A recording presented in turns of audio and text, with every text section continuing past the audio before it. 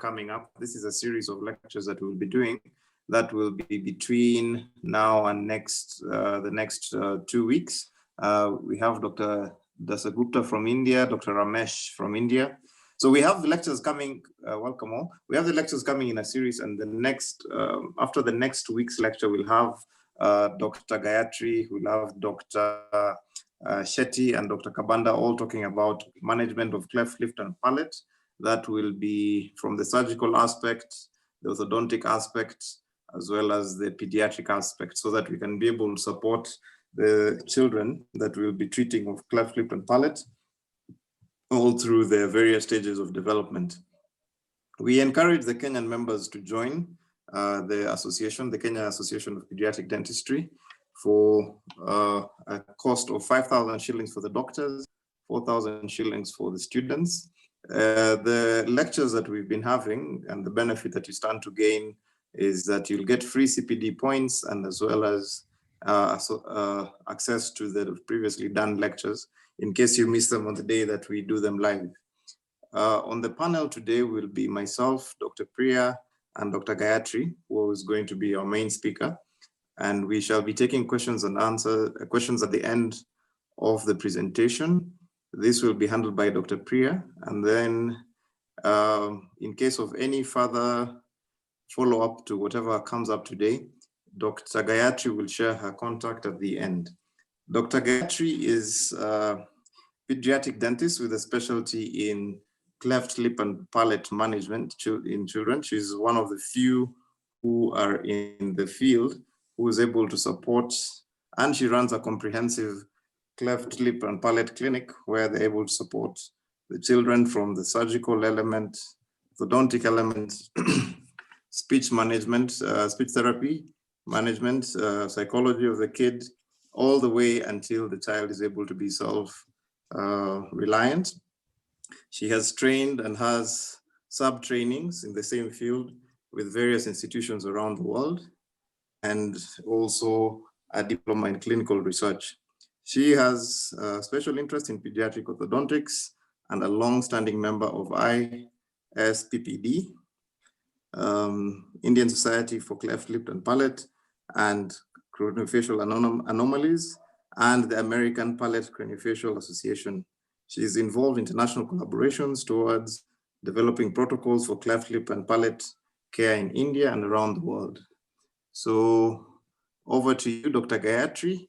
Please continue with your presentation. Thank you so much, Dr. Elvis, for the introduction and your kind words. A very good evening, everyone.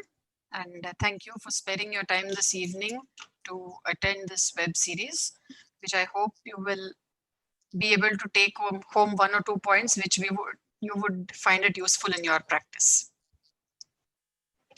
Okay, so if I may begin with your permission. So what we are talking today is a treatment of a child with a cleft in the early years post-birth. Now, all of us know that surgery, of course, for a child born with a cleft is the most important part of treatment. But along with this, allied specialties of orthodontics, speech and language therapy, along with the developmental pediatrics, and other surgical specialties are also equally important. So I come from a city in the southern part of India, which is Hyderabad, and I work with an organization which is a charitable one called Smile Train, which I'm sure most of you must be aware of. I work with a hospital called the Indo-American Cancer Hospital and the Nizam's Institute of Medical Sciences, both of which are tertiary care institutes, and we work as a part of the pediatric reconstructive surgery department. So just comparing the small size of the country Kenya superimposed on the map of India, the red dot is Hyderabad, where I come from, and the size of Kenya is equivalent to 3 states around where I live. So the size of our country is probably 6 times larger. The burden of the number of patients is also equally high. So with this perspective, let's begin with what we plan to discuss for the day.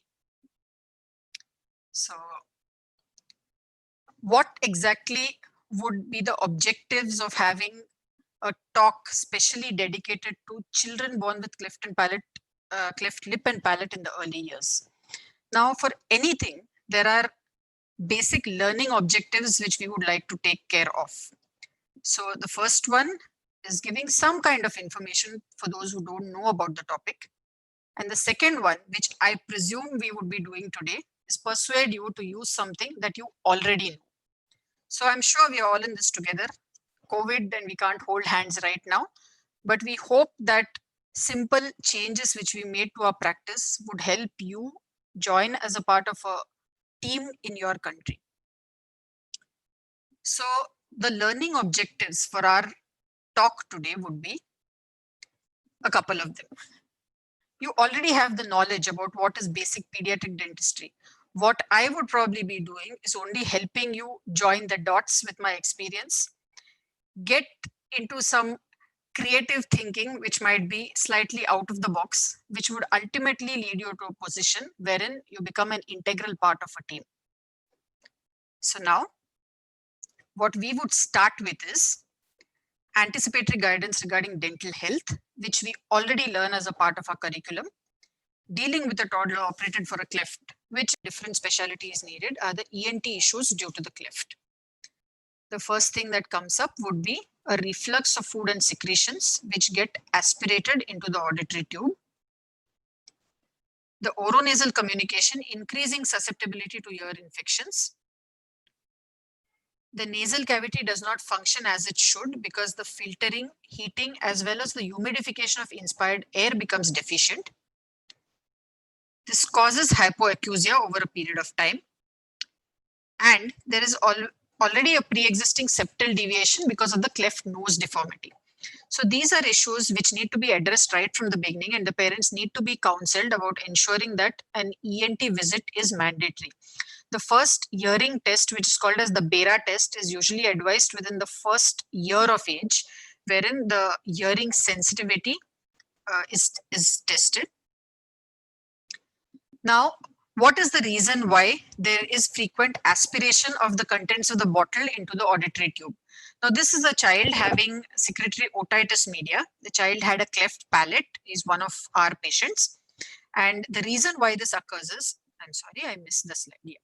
In an infant, the eustachian tube is horizontal. So when the bottle is fed to an infant in a sleeping position, the chance of milk entering the eustachian tube and therefore the ear canal is very high. As the maxillary sinus and the face grows, the eustachian tube slowly gets to an angle of 45 degrees, wherein the aspiration of contents into the tube no longer poses a risk. Therefore, the incidence of secretory otitis media decreases as the child grows in age. So now coming to our main topic of interest, which would be the dental anomalies that occur. There is delayed eruption of teeth at the cleft side because of the fibrosity of the scar. There are alterations in deciduous dentition in the cleft area, which may include either a crown or root dilaceration, which may include anomalies of the shape and size, or even the number and ectopic sites of eruption of the teeth. There may be superficial implantation of the tooth germ and therefore excessive mobility, which might preclude the need for extraction of these teeth. Anomalies of shape, structure, number, and position of the teeth close to the cleft area. Now, if you can see the OPG of this child, you can see that this is the cleft area where you can see about 4 to 5 tooth germs in this area, a completely dilacerated central incisor, and about 3 supernumerary teeth which are visible in the cleft side. There might be problems like these occurring wherein the scar is very tight and it delays the eruption of teeth in the cleft area. Now, why is it that most of these patients have less than ideal oral hygiene practices? The first reason being the anatomy of the cleft. It becomes very difficult as the child tends to aspirate any liquid contents which come into the oral cavity before the oral motor function is established well enough. The surgically repaired lip loses its elasticity, therefore lifting the lip to clean the teeth becomes very difficult. There is inherent parental fear of brushing around the cleft area. Restricted access to the size of the toothbrush because of crowding of teeth, which is again secondary to scar formation after surgery. And because of the anatomy of an operated cleft, the clearance time of food remains much longer. Therefore, the complex starches now become easily fermentable sugars and make it more difficult to keep the oral cavity clean. Now, sometimes there might be a communication between the oral and nasal cavities, which is either an anterior or posterior palatal fistula, wherein the tenacious nasal mucus drains into the oral cavity and makes cleaning even more difficult. There is also a problem of nasal regurgitation of liquids from the oral into the nasal cavities. Now, is early introduction of sugars also responsible? I would say yes to an extent.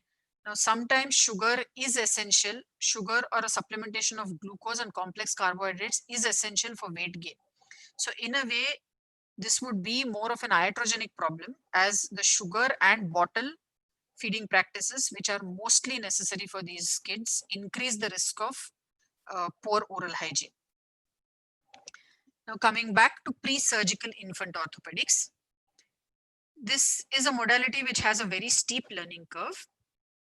As I mentioned earlier, the evidence of benefit as such is very low, except for the nasolabial aesthetics. Now, does that preclude the necessity for secondary corrections? No, it does not really mean that secondary rhinoplasty or any other surgery may be prevented because of this modality.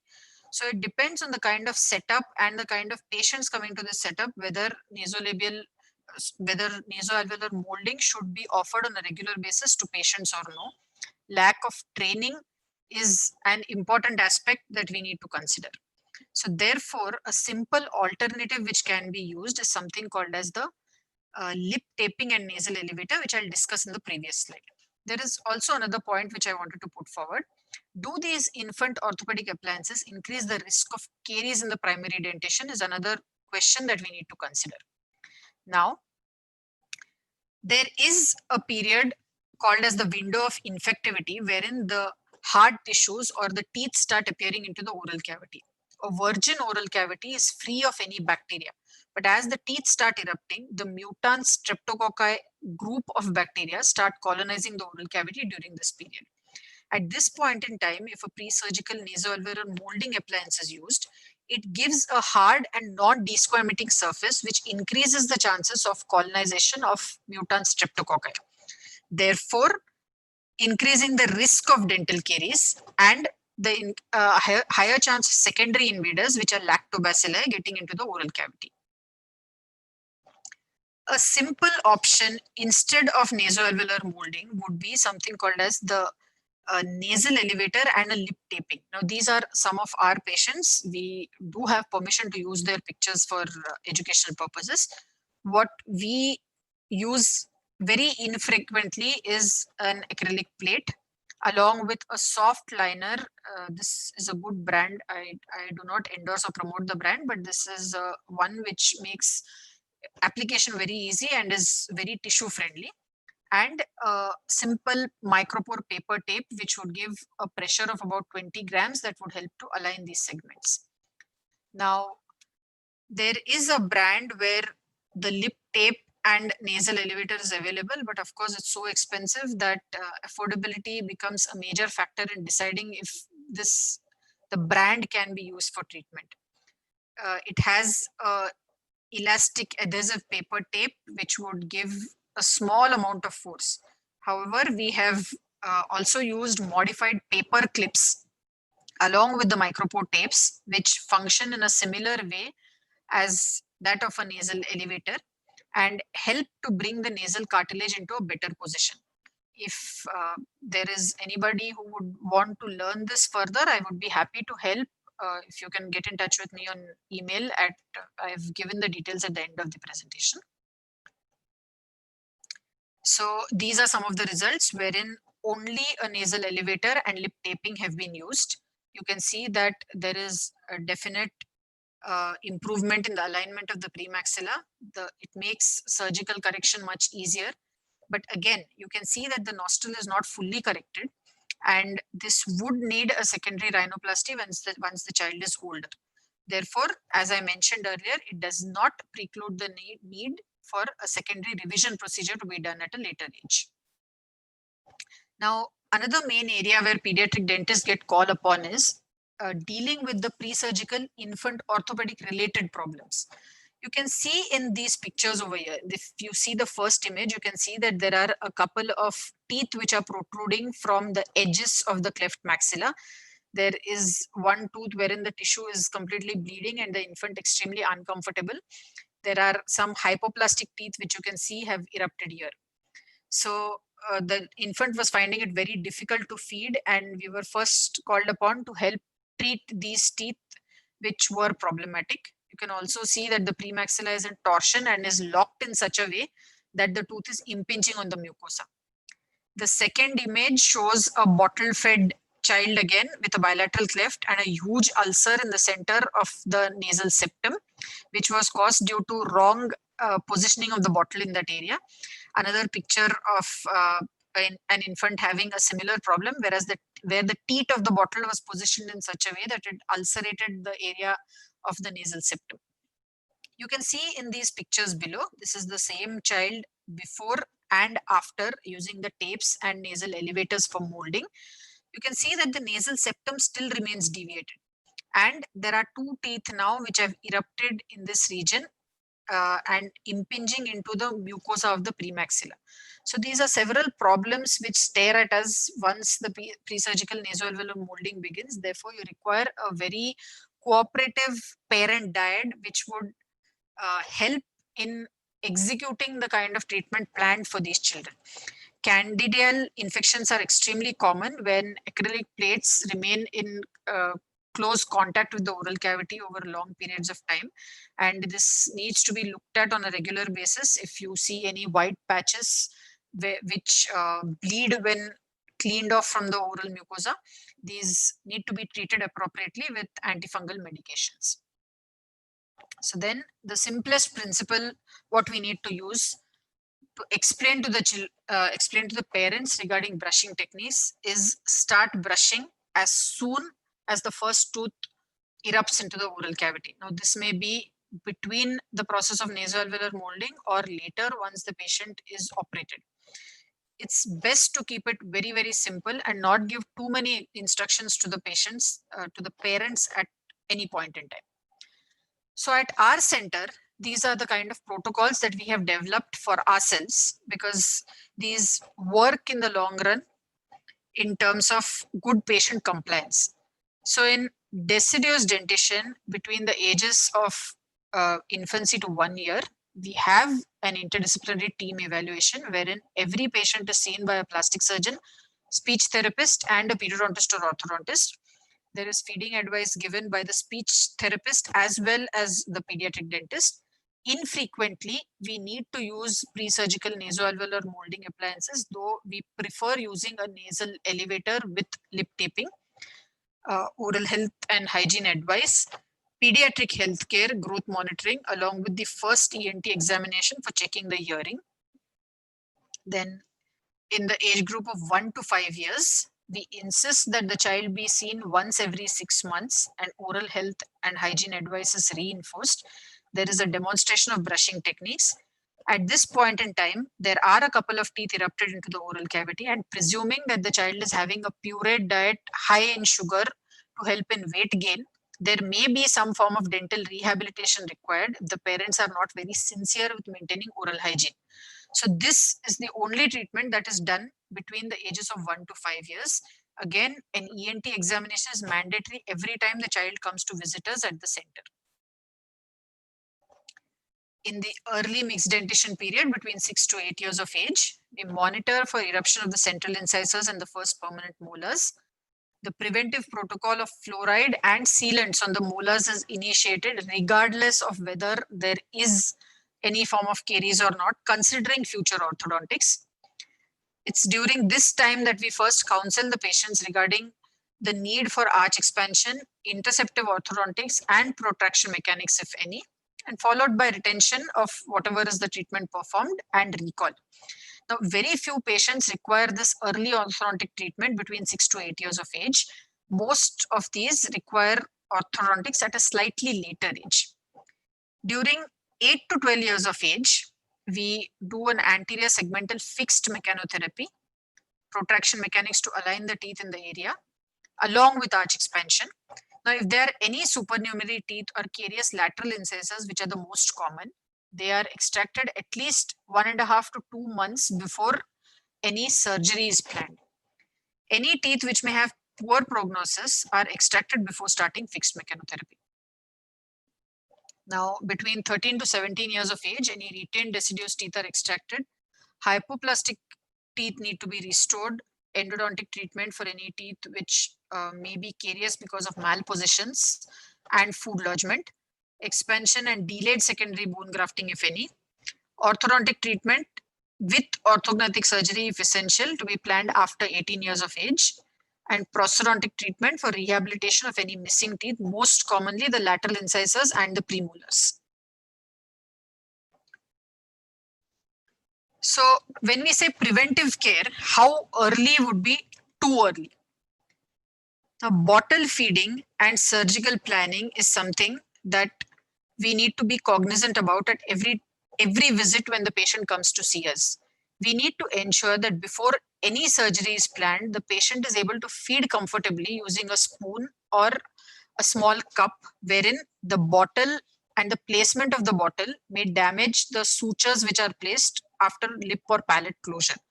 So before the palate is repaired, we need to ensure that the child is used to feeding with a spoon and is able to take in food of a semi-solid consistency, wherein the bottle may not be required anymore, else it becomes very difficult for the child to feed post-surgery.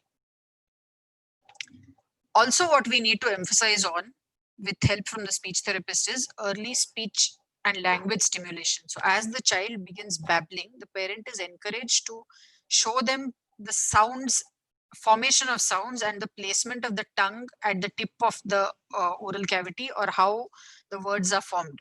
So once the child begins babbling, we encourage them to start with words like p, pe, pi, b, be, b, which would mostly be words which are formed by bringing the orbicularis oris muscles together. So early speech and language stimulation with the help of parents, as well as lot of introduction of new words from the language, would help as a form of preventive care to promote speech and language development. Now, will preventive and interceptive orthodontics really help in reducing the complexity of the treatment? Is what we will discuss further. Now, before we do any intervention, we always need to check whether does it pass the burden versus benefit test. Whenever you consider any intervention, for example, maybe an interceptive ortho, we need to understand that this should not be a period, not be a treatment which is for extended treatment periods, and should not become a financial and care burden for the patient in comparison to the benefit that they would get out of undergoing this treatment. Now, we all know that due to dental neglect, the out-of-pocket expenditure that comes out, especially in low to middle income countries where there is no dental insurance, is very high. Therefore, we must emphasize on preventive care, which would decrease the out-of-pocket expenditure for the family. Now, if we come to the challenges which we face during restorative dentistry, why is it so challenging in a child with a cleft of the lip and palate?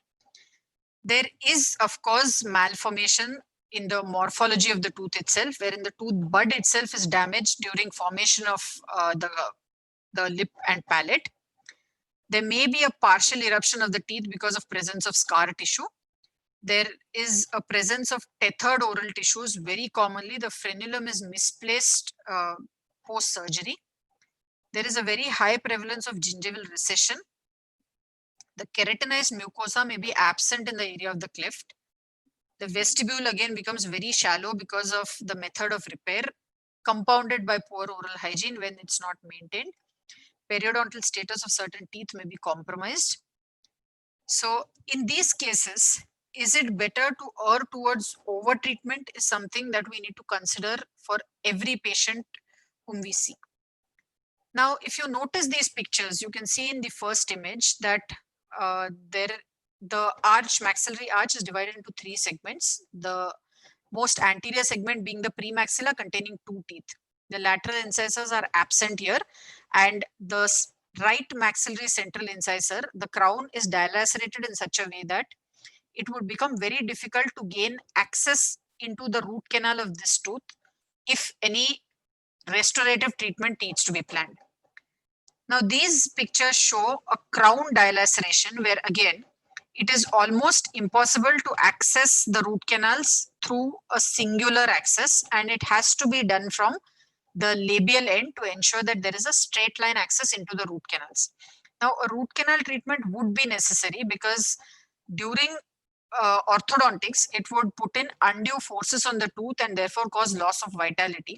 So before any kind of orthodontic movement is started, it is essential that endodontic treatment be done for these teeth. Now, if you can see this picture, you can see that the premaxilla remains tethered to the lip partially. Therefore, if there is any procedure that needs to be done in the area just behind the premaxilla, access becomes very difficult. Now, another issue is using a high-speed air-water handpiece when there is a fistula present here. The air and water would enter into the nasal cavity through this fistula and make the child extremely uncomfortable during the procedure. Therefore, it is encouraged that slow speed handpieces be used during procedures wherein there is a large anterior palatal fistula present. Now, in this image, you can see that most grossly the tooth structure is destroyed. It is decayed, and the premaxilla is virtually invisible because it has bent in such a way that the tooth is now angulated nasally rather than orally. So in these cases, restoring any of these teeth is extremely challenging and needs modifications in the techniques which we are usually used to. So it is important that we never forget the basics of what we were trained with. They are the foundation of whatever we are capable of doing as trained specialists. So what we need to do is the fewest possible interventions, avoid treatment temptations, especially in orthodontics where there is a multitude of treatment options available. There should be concentrated periods of efficient treatment followed by retention. And we need to understand the concept of what is the burden of care. Now, a treatment period from birth to adulthood, wherein we assume that the child born with a cleft requires rehabilitation till about 20 plus years of age, is a huge burden in terms of the financials involved and I'm sorry, I'm at a loss of words exactly. So yeah, I would say burden of care and move on to the next one. It's just a small glitch in my thought process. So in some cases, whether to treat or not to treat becomes a main question. Now, in cases wherein the teeth are so grossly decayed, where the prognosis might be very poor, we need to decide whether we need to do aggressive restorative therapy or extract these teeth. So for example, cases of molar incisor hypomineralization, which are very common in clefts of the lip and palate. These teeth have a very high porosity as well as low mechanical resistance because of the poor quality of enamel in the first place, as well as hypomaturation, which occurs at a later stage. Now, Weerheim et al. Had classified a system in which they had graded molar incisor hypoplasia based on demarcated opacities, post-eruption breakdown, and atypical restorations. I've tried a lot to look for Cochrane reviews on this, but unfortunately, there have been no papers wherein there is a meta-analysis of how treatment decisions are made in terms of MIH, which is the most common abnormality, dental abnormality that we see in clefts of the lip and palate. So in these cases, we need to think, is it better to err towards over-treatment rather than using preventive and conservative approaches? So let's see a couple of cases with the help of, I can see that somebody has raised their hand, and okay, if there is something that, just give me a minute, I'm sorry. Yeah, I'm not able to allow somebody to talk, but if I will be able to answer any questions at the end of the talk, that would be take care of that later. Yes. Sorry? We'll take it by the end of the session. Okay, so we'll take care of your question by the end of the session, doctor. Yeah, so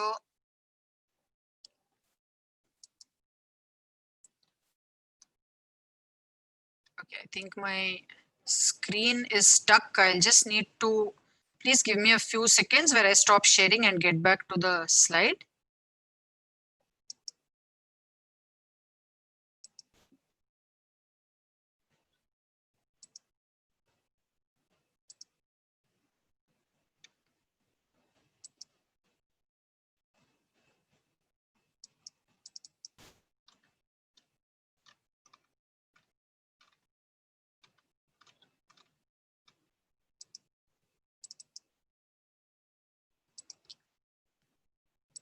Yeah, so especially in cases of severe molar incisor hypomineralization, wherein the child may be complaining of extreme sensitivity, this becomes a very easy option to do. I need to thank Dr. Kezia from Mexico, who's been kind enough to share this treatment protocol which he follows. This is a conservative management of the tooth. But in cases where there are extreme conditions, if you look at this radiograph, which is orthopantomogram, you can see that the left upper and lower permanent molars are carious to a large extent, and so are the right upper and lower molars, wherein this lesion looks reasonably manageable with aggressive conservative therapy. These might not be so. So the treatment options may be conservative on one side versus radical on the other, wherein extraction would be the most conservative option to be used in this case.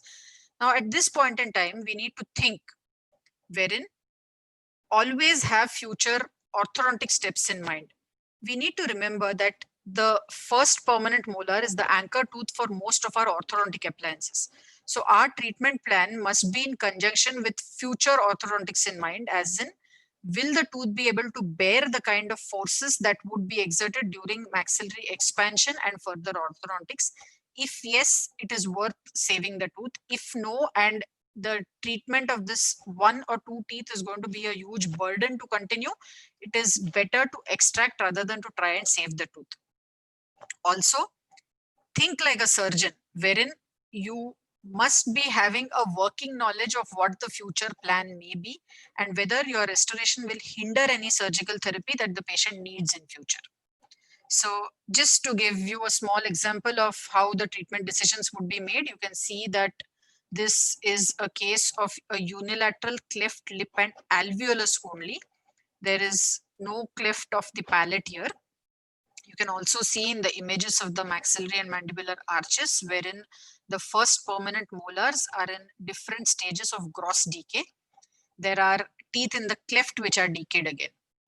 Now, for this patient, since there is no palatal cleft and the kind of orthodontic movement that would be required would be minimal, we have opted to restore these teeth with indirect pulp capping as well as stainless steel crowns after radiologic examination.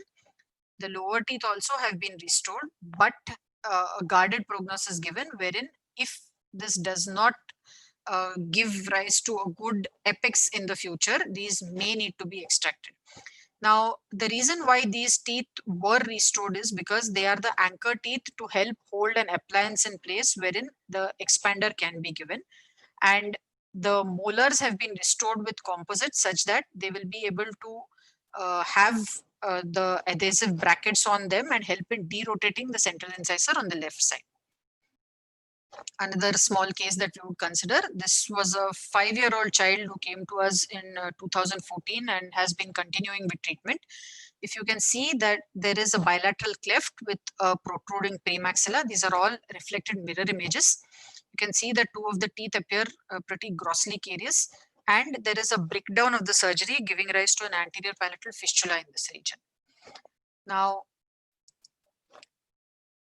what was done in the initial stages is, when the child was just 5 years old, is simple restoration of the first molar on this side and restoration with a crown to restore the missing tooth structure on this side. The palatal fistula still remains as is and needs to be treated once the child grows older. So we need to ensure that if one of the modalities which we plan does not work, we should always have a plan B in mind too. Now, as this child grew older and the deciduous teeth shed off, the permanent teeth came in a malposed rotated manner. The child underwent a surgery called a suspension palatoplasty, wherein this entire fistular area was repaired after expansion of the arch. Now you can see that there is a raw wound post surgery here and a whitish area on the top of this image. Now this is an erupting tooth, and the whitish area is a tissue from the buccal mucosa which has been advanced, and this buccal mucosa has helped to close this fistula. So in these cases, we also need to ensure that this buccal mucosal flap needs to be separated later to allow our first permanent molar, which is now hidden behind the E, to erupt at a later stage. So any restoration that we plan in this area should definitely not interfere with the surgical plan of a buccal mucosal advancement flap that needs to be done. So these are things which we need to bear in mind. That's why I say think like a surgeon and always have future orthodontic steps in mind as well. Now, the next thing that we need to move to when we say working knowledge of other specialties. Born in 1963 had done a very comprehensive study on the neurovascular complexes in cleft lip and palate.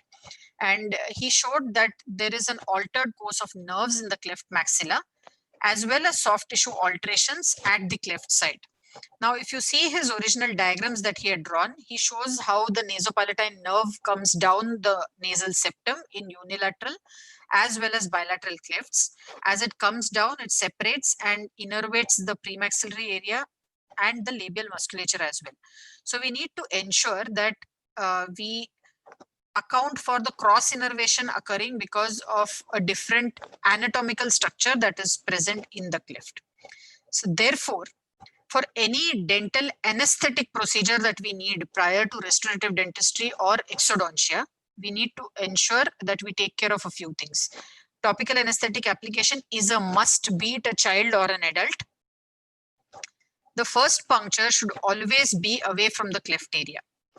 Now, we need to ensure that the administration of anesthetic is very, very slow, as distension of the scar tissue with fast injection might give rise to severe pain.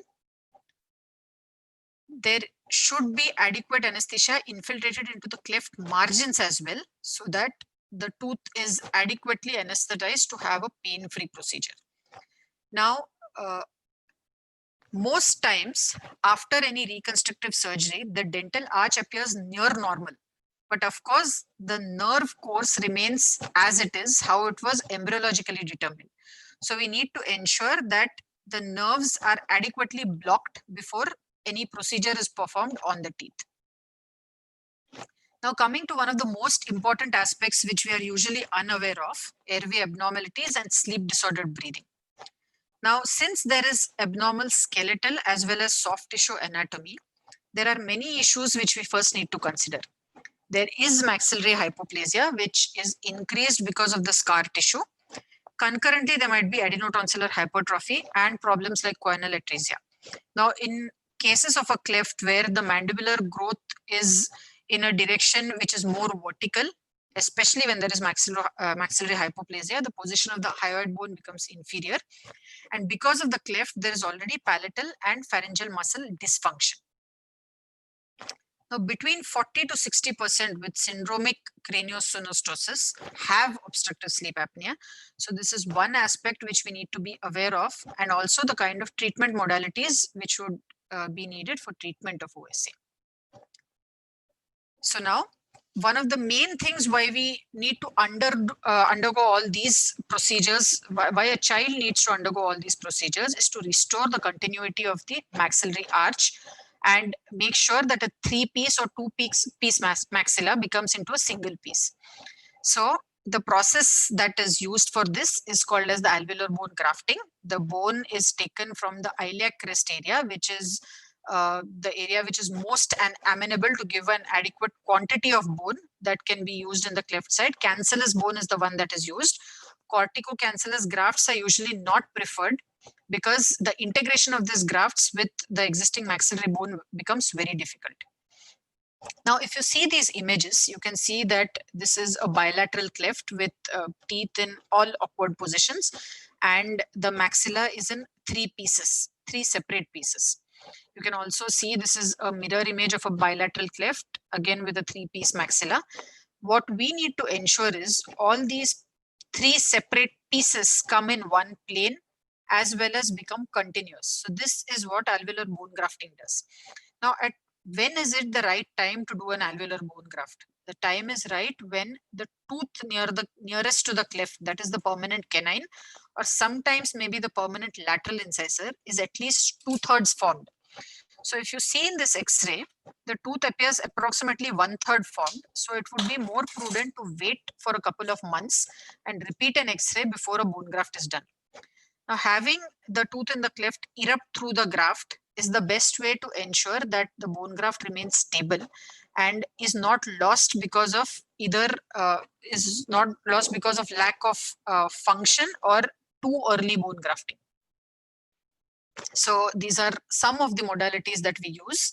There is a process of rapid maxillary expansion, wherein you can see that the arch alignment becomes much better.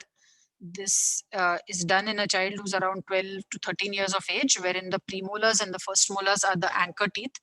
Now, not only does it take care of the dental arch, it also relieves symptoms of nasal obstruction, as the roof of the mouth is the floor of the nose. So any problems related to sleep, any problems of sleep related breathing disorders, which are very common in cleft lip and palate patients, are partially sorted with the expansion procedures.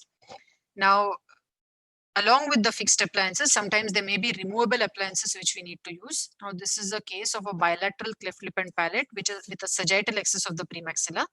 In this, we have used a removable expander, which is a fan expander that will expand the posterior segments. The premaxilla is surgically set back when the child is old enough.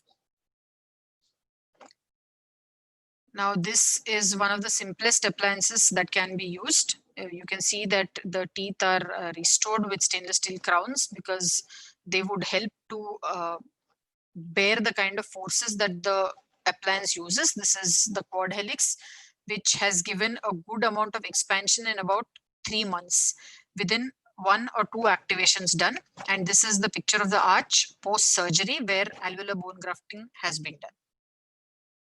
So these are some of the treatment options which Dr. Kharbanda would be discussing as a part of comprehensive orthodontics in the next talk. Therefore, I'm not going into much detail regarding these modalities, but these are things which are in the scope of pediatric dentistry as well.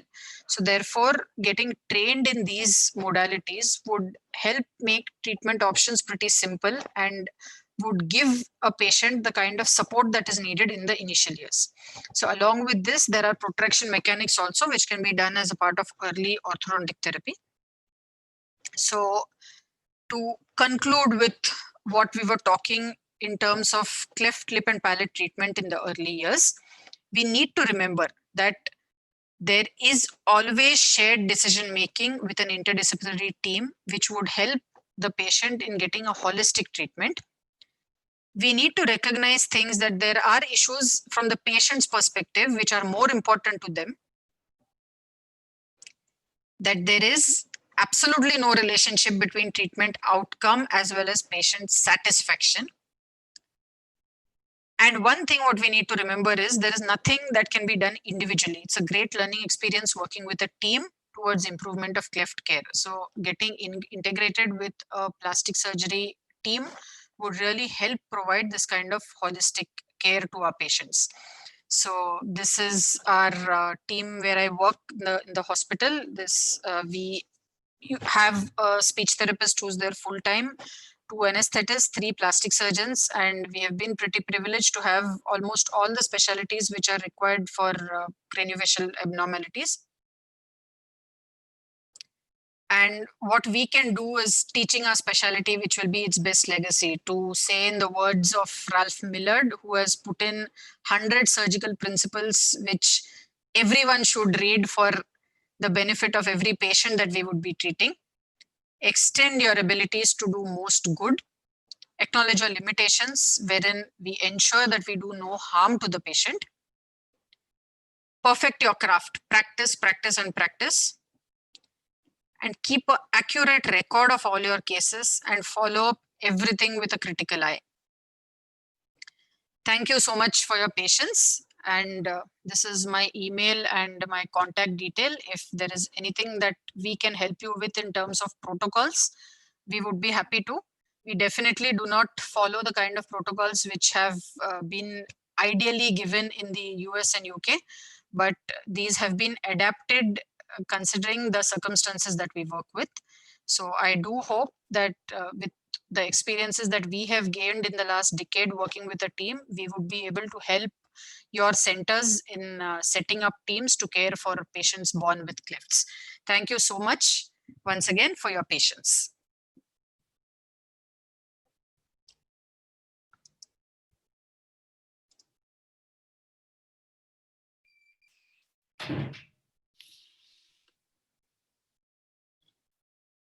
Thank you, Dr. Gayatri, for the wonderful presentation. The forum is now open for discussion and questions. We will now be taking questions and answers.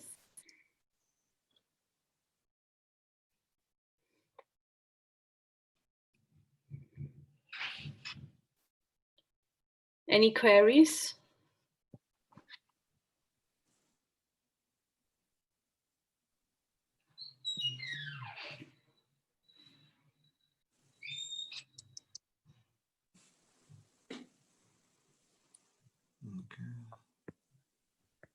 Okay, so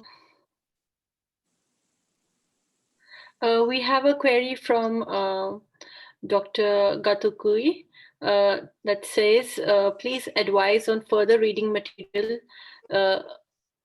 Look, the lip binding. Okay. Okay, so the main reading material that you were asking for, there is a textbook called The Cleft Craft, which gives everything in detail, and Dr. Samuel Berkowitz, who's done a lot of work on clefts, but I would be happy to help you with all the articles and reading material that I have if you would connect with me later on the email ID that I have just shown you. Else, if the Kenyan Association of Pediatric Dentistry would want me to share it, I can send it across to one of your members and you all can share it among your association.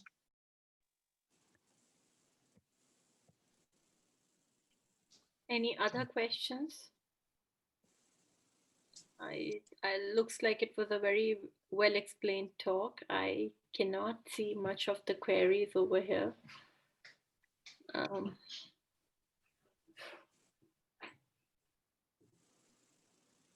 All right. I think there's one more.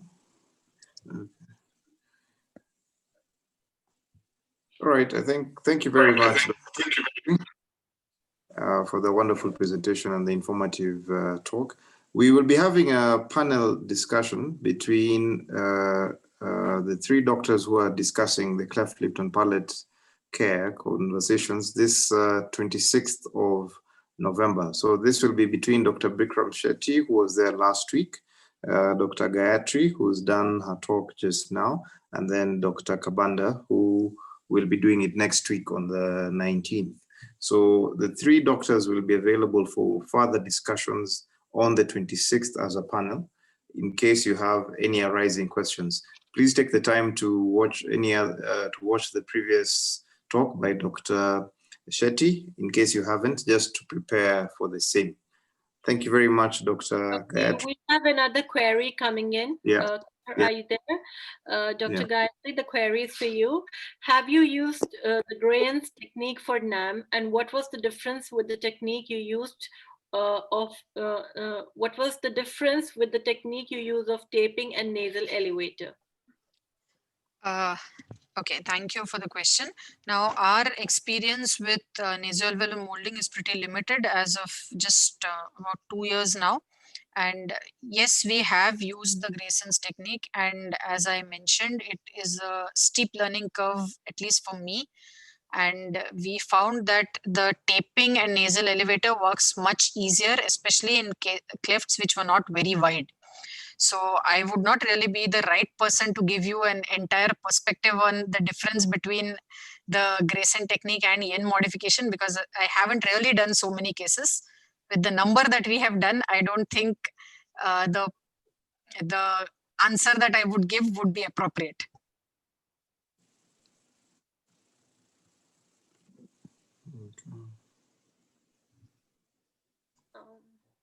Over to you, Dr. Kher.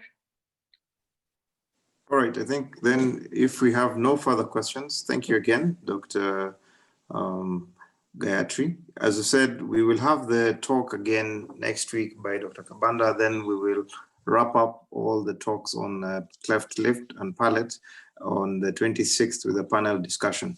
Kindly prepare for the same. For just as a reminder, please join the association, the Kenyan Dentists. We have continuously urged for the same. In terms of pay, we will be charging 5,000 for the doctors and 4,000 for the students. Any further questions arising to any of the doctors can also be forwarded to us, and then we will share with the relevant doctor and then get back to you on the same, or you could pick up the contacts that they have shared through the presentations at the end.